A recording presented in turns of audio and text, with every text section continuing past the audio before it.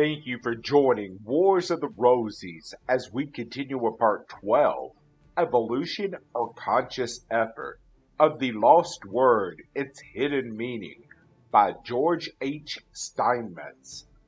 Chapter 11, Evolution or Conscious Effort.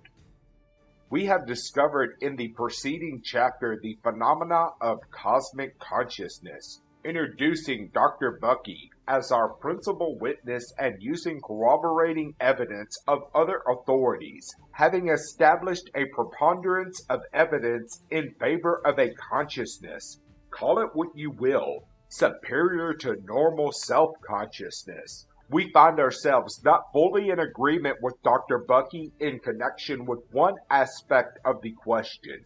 We may only judge, for the absence of any information to the contrary, that Dr. Bucky considers cosmic consciousness a product of evolution and not something to be acquired through the conscious effort of the individual.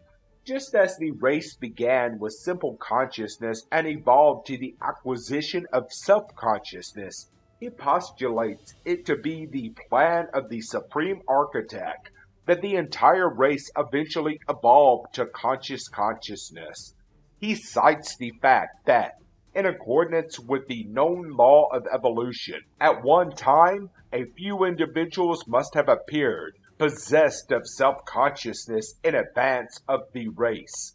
Likewise, a few individuals have appeared possessed of cosmic consciousness, indicating the inherent potential in the human race and suggesting that all will eventually evolve to that state. Well, we agree with his conclusion that all will eventually evolve to that state. He leaves an opening in his argument of which the skeptic will be quick to take advantage. His analogy is incorrect, for while a race possessed of but simple consciousness, not having an objective consciousness, could but wait for evolution to advance it to the stage of self-consciousness. Once that state is acquired and the self-conscious individual becomes capable of thinking and reasoning, he can accomplish that with his self-consciousness, which the simple conscious need wait for evolution to do for them. This is illustrated in the lodge throughout the first 3 steps of initiation. The lodge is symbolical of the evolutionary process. It advances all candidates to the same place as all who have gone that way before.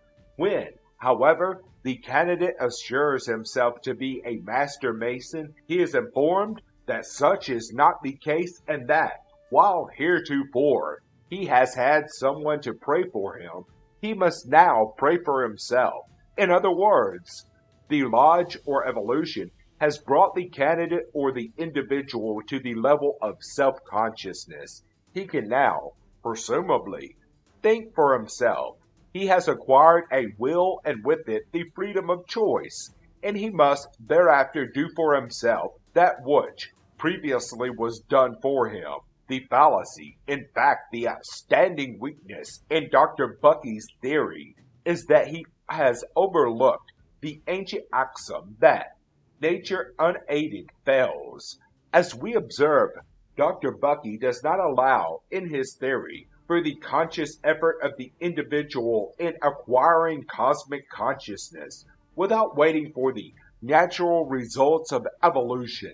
If he is correct that it cannot be acquired, then obviously it cannot be the long-lost word of the master's degree, for all Masonic philosophy is built upon the premise of a search for a lost word, or knowledge, or state of being, that such knowledge was at one time at man's disposal, and that it will be found again. Else we are but made ridiculous when we are given a substitute to be used until future generations shall discover the right. It is useless to search for a condition or state of being which can only come about through natural evolution. Firstly, because until the time is propitious, the search will of necessity be fruitless. Secondly, when the time is at hand, that is, when the evolutionary course is run, no search will be necessary. The condition will, as it were, be thrust upon humanity. Ouspensky is likewise critical of this view, although not from the Masonic standpoint, in which he evinces no interest in tertium organum. He calls attention to certain imperfections in the book. Cosmic consciousness, arising from what he terms a strange indecisiveness of Dr. Bucky's, from his timidity in asserting the dominant significance of the new consciousness. He continues his criticism. We may say further with regard to Dr. Bucky's entire book that touching the idea of the natural growth of consciousness, he does not notice that these faculties do not unfold themselves perforce. Conscious work on them is necessary, and he does not dwell at all on conscious efforts in this direction. On the idea of the culture of cosmic consciousness, meanwhile, there exists a whole series of psychological teachings, occultism, yoga, etc., and a large literature having in view a systematic culture of higher consciousness. Dr. Bucky does not remark this and insist upon the idea of natural growth, although he himself several times touches upon the culture of consciousness. Dr. Bucky, like many others, does not pay sufficient attention to the present, that new consciousness, which men may discover or unfold in themselves now, is indeed far more important than that which may or may not appear in other new millennia hence. Perhaps I have said enough to show, what, of course, was sufficient evidence to me, that, however it may be disguised, there is some reality beneath all these, some body of real experience of no little value and importance, which has been attained in India by a portion at any rate of those who have claimed it. Illumination, or the mystical experience. Here is generous support of our contention that cosmic consciousness is possible of acquisition through the definite conscious efforts of the individual. Man can do something about it without waiting with folded hands until evolution brings it about. Here is the rod of the caduceus, the straight and narrow path which leads to mastership, rather than the winding paths of the intertwined serpents which he without knowledge must travel. It also lends reason to the biblical admonishment given the entered apprentice. Ask, and it shall be given. Seek, and ye shall find. Knock, and it shall be opened unto you.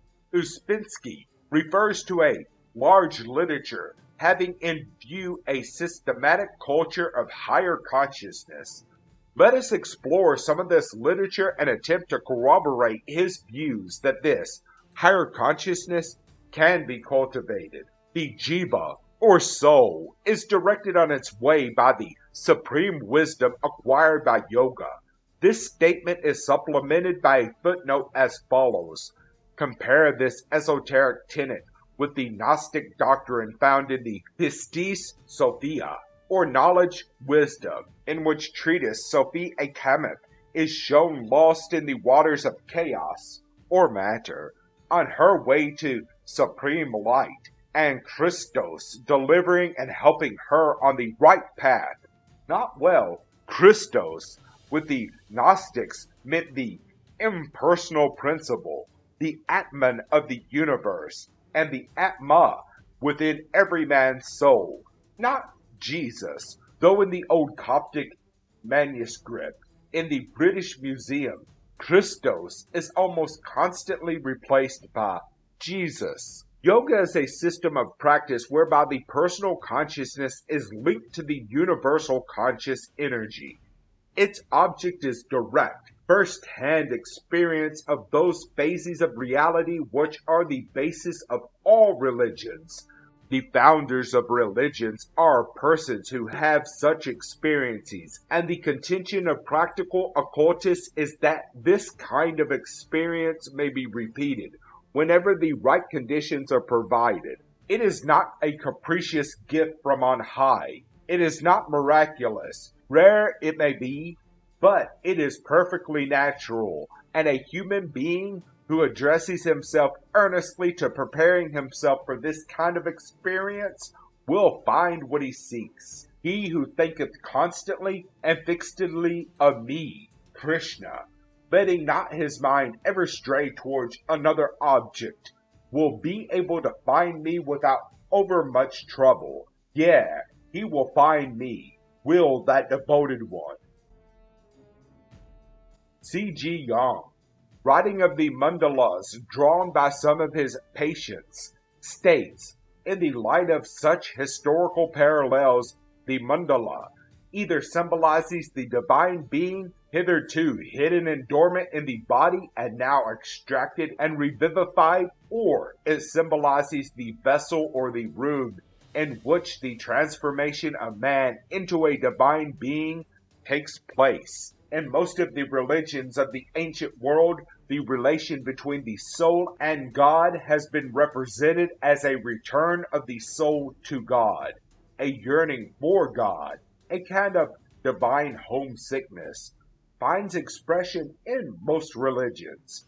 But the road that is to lead us home, and the reception which the soul may expect in the Father's house, have been represented in very different ways, in different countries and different languages. We can divide the opinions held and the hopes expressed on this subject into two classes. According to some religious teachers, a return of the soul to God is possible after death only, and we shall see ever so many attempts, even so many bridges thrown by hope and faith across the gulf which seems to separate the human from the divine. According to other teachers, the final beatitude of the soul can be achieved even in this life, nay, must be achieved in this life, if it is to bear fruit in the next. The beatitude requires no bridges, it requires knowledge only, knowledge of the necessary unity of what is divine in man with what is divine in God. This unity has for ages been symbolized by the six-pointed star, formed by uniting two equilateral triangles. The Brahmins call it self-knowledge, that is to say, the knowledge that our true self, if it is anything, can only be that self which is all in all, and besides which there is nothing else. Sometimes this conception of the intimate relation between the human and the divine natures comes in suddenly, as the result of unexplained intuition or self-recollection.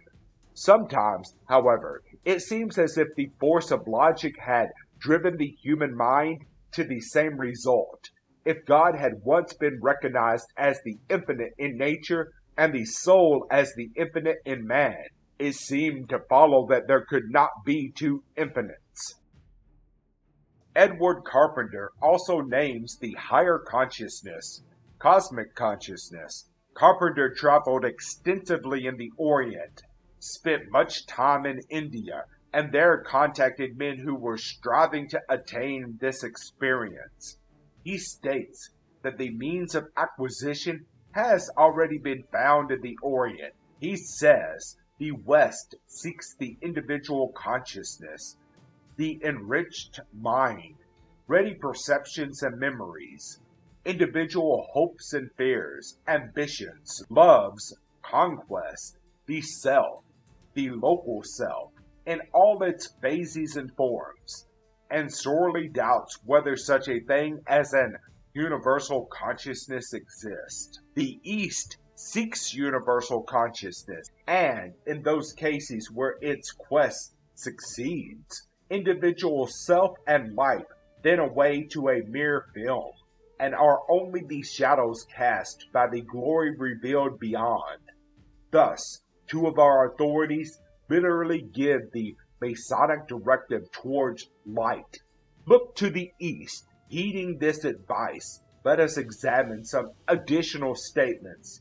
The Vedanta philosophy rests on the fundamental conviction of the Vedantist, that the soul and the absolute being, or Brahman, are one in their essence. Great have been the disputes among the learned as the meaning of the word nirvana.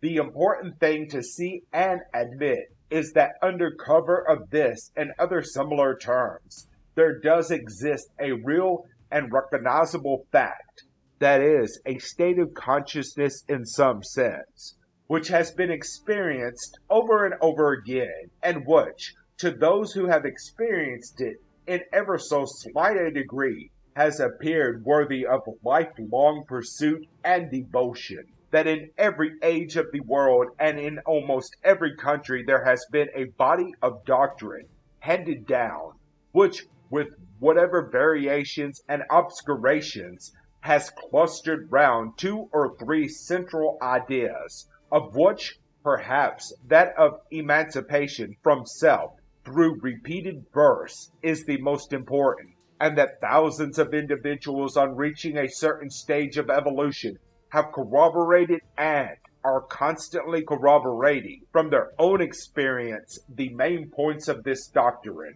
that there must have existed in India or in some neighboring region from which India drew its tradition, before all history, teachers who saw these occult facts and understood them well, probably better than the teachers of historical times, and who had themselves reached a stage of evolution at least equal to any that has been attained since. So to the specific question of attainment of illumination, Carpenter is of the opinion that while apparently some individuals in rare cases have attained illumination through what he calls their own spontaneous development, the individuals who attain enlightenment without instruction from a guru or teacher are few and far between.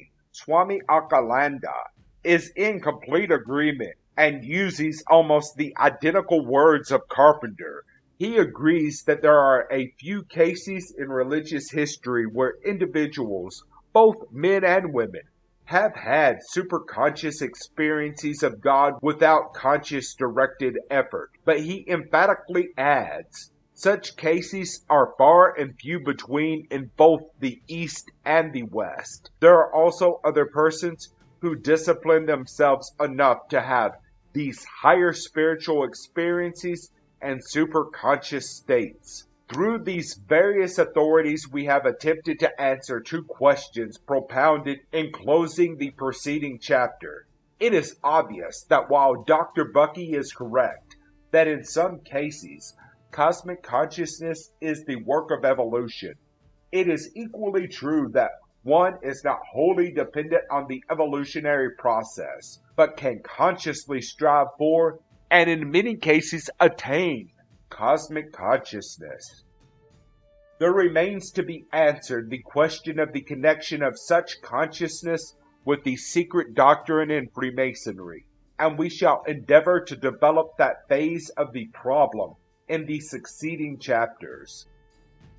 Thank you for watching, and please don't forget to share, like, subscribe, and comment. And if you can, please consider donating to Wars of the Rosies. Links to PayPal and Patreon are in the description. Thank you so very much.